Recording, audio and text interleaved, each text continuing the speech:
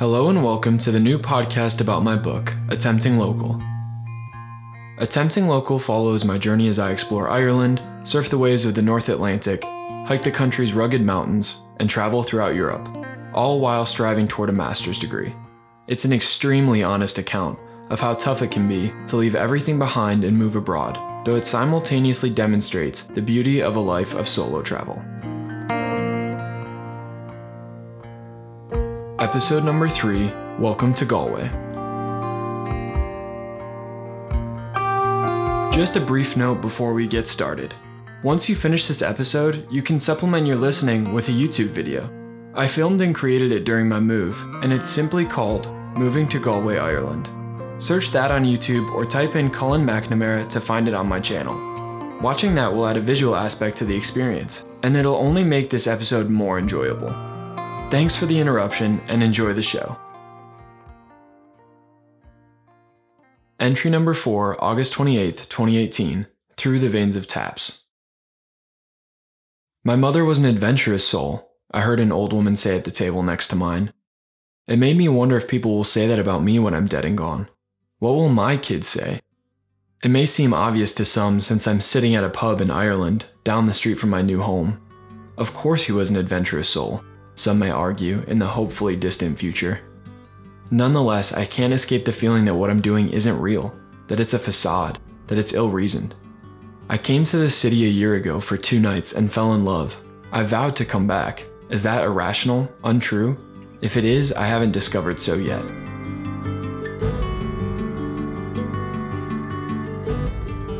Irish music plays in the background, and glasses clink behind me as I write. The Quays is alive and well, thriving, beating in the heart of Galway City. It pumps its charisma through the veins of taps, pouring life into the pints. Laughter engulfs the air, mingling with the scent of aged wood. It's such a pleasant environment that I've been transplanted into, invigorating to the senses, stimulating. For the first time in a while, I feel conscious of my surroundings, like I've awoken from a deep sleep. Now all I have to do is make some friends. I've settled in pretty well in the last 30-some hours. Purchased groceries, home goods, cell phone service, checked in with the National University of Ireland Galway at the physical campus, and I've made my apartment quite comfortable, homey even. None of my other 7 housemates have arrived yet, so I'm curious to see who they'll be, where they're from, their names, if they're males or females. I'm completely in the dark. That doesn't bother me so much though. I'm more excited than worried. Quick side note, I've noticed almost everyone in this pub is American. It's a bit disconcerting. I want to meet the locals, mesh with them. Tough to do when every person is from the States. The comforting thing is that I have time on my side. I'll meet locals, befriend them, and learn from them at some point. It's inevitable. Good news is, the live music is beginning. That's probably one of my favorite parts about this city. My ears perk up as I round almost every street corner. I hardly enjoy a pint without being audibly catered to simultaneously. Tonight we have the accordion, guitar, and percussion accompanied by vocals. It's wonderful. One of the nice things about my isolation is that I'm significantly more observant. I pay closer attention to my senses. I'm more aware. And now that the ensemble has begun, it's full of rhythmic swing, and I can't help but tap my feet.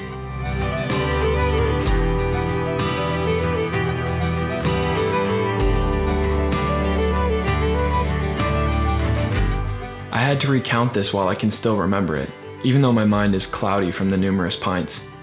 I met a middle-aged couple from France at the Quays. They needed a place to sit and motioned at my table after their search for one had come up short.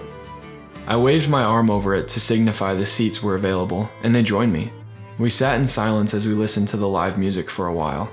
When the man left for drinks, the woman leaned in. "Are you from here? From Galway?" "No, I'm from the US. I'm studying here actually." She nodded and turned, displaying, or faking, that she at least half understood. We sat in silence again until she said, "We're from France." They were on holiday for almost 2 weeks. Her name is 𝗬𝗶𝗱𝗄, and his is Eric. I'm not sure if his is spelled correctly, but I know hers is because she wrote it in the back of my journal. We ended up speaking for over 2 hours, Eric often translating Marie's weaker English. If it wasn't so unreasonable, I'd provide more quotes, but I was so in the moment. I wasn't about to stick a recorder in their face. stare down at my notes app on my phone, or incessantly scribble in my journal. I only wrote 2 quotes once I knew them well enough, once they were hooked. Eric parted many words of wisdom to me, more than I could write in a day. He was a wise man, and he said many things my own father would probably say. One thing stuck. He mused, "We can only understand our parents once we take their place." This quote clung to me. My mother and father deserve more respect. I need to listen to them more. They deserve the best version of their son, the one that cares. Then Marie's wisdom chimed in. Quote, "When we meet people, we grow." Unquote. They become an extension of us, a part of us, a contributor to our knowledge and experience.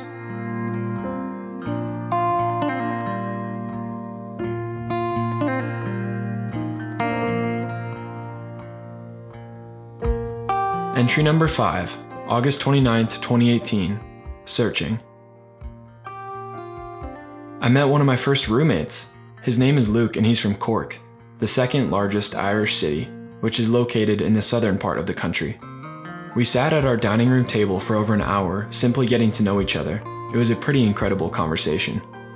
I feel more at home, more prepared, and more excited. He relayed stories about himself and his friends during Freshers Week, Rag Week, Halloween, Race Day, and explained what sparching is. I didn't understand what most of it meant, and I was thankful he could enlighten me. It was easy to tell how giddy he was getting, simply by talking about his past years at NUI Galway.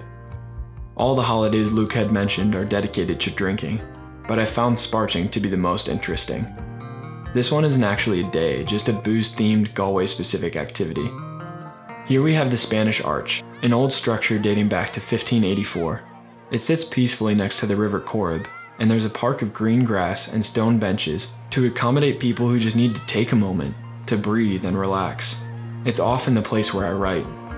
I dangle my feet over the tall stone walls enclosing the river and scribble away into this journal. But apparently, it's popular to bring a case of cans here and drink under the arch, or at least near it. I'm actually finishing this entry days later, and I'm currently at the spot. There are people blasting music and slamming pints, not as peaceful or conducive to creativity as earlier in the week.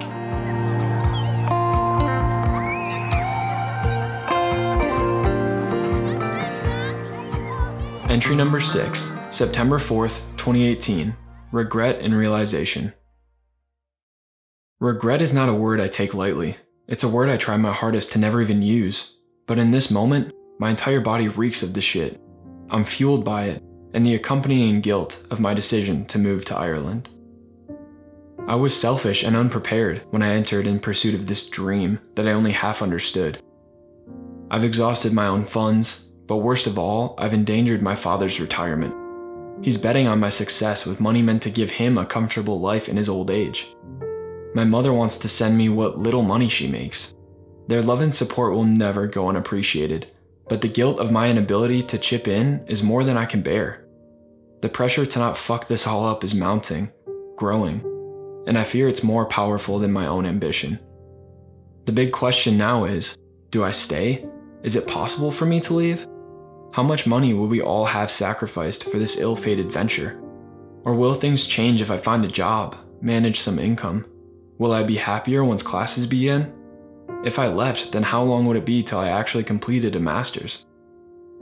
In Letters to a Young Poet, Rilke wrote, "Be patient toward all that is unsolved in your heart, and try to love the questions themselves. Live the questions now. Perhaps you will then gradually, without noticing it, live along some distant day into the answer." I discovered this proverb and many more in Walking to Listen by Andrew Forsthoefel. Over the past few weeks, Mr. Forsthoeffel's book has been my guide, my teacher. Going back to it as a reference helps push me, ease me, educate me. He writes that it's okay to feel pain, to express that pain. Revel in the uneasiness of the unknown. Embrace the questions because they are equally a part of living as the answers. These are the truths I must accept, the comforts I must run into the arms of. In the midst of my concern is a beautiful coastal city with intriguing people and a unique vibe, an aura. I'm experiencing an intimate side of Galway, the real life, the not always so good stuff, the struggles, the excitement, the unknown. This doesn't make me brave, mostly just reckless.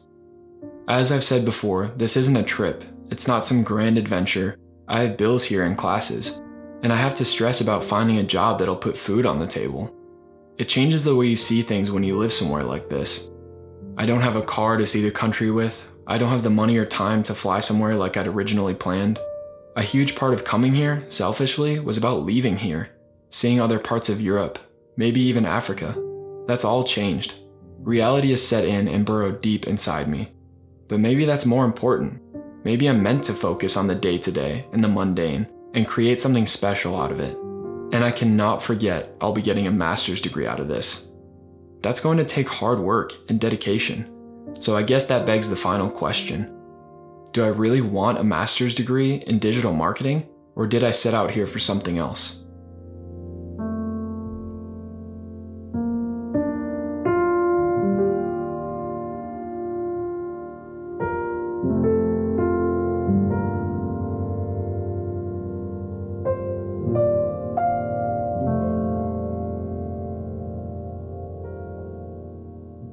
Hey everyone, I'm Cullan. Thank you for listening to episode number 3 of my new book, Attempting Local. For now, episodes will be released every week and I'll update you if that changes. This novel took over 2 years to create, from the idea's inception to editing this final version. The endeavor first required about 8 months of planning, applying, and test taking just to get accepted and then to prepare for university in Galway. I then worked through an arduous year-long accelerated master's program, all while traveling and experiencing the country, just to keep an entertaining and detailed handwritten journal to share with others. Lastly, I had to transcribe all 4 physical journals onto my laptop, edit, re-edit, send to my editor Sarah, and send to publishers. And I'm still currently sending submissions in. This process has taken an immense amount of time and money, and I'm still working on the Attempting Local project. All I ask is, if you're passionate about this podcast, desire the information it provides, or just look forward to the fun listening experience that it offers, please go ahead and support it. Simply head to anchor.fm/Cullan-McNamara. Your help and support will go a long way in keeping this podcast up and running. You'll fuel my ability to create and share this beautiful and timely piece of work with all of you. And hopefully, one day, this will finally get published in print. So thank you again, and enjoy listening to Attempting Local, a year abroad in Galway, Ireland.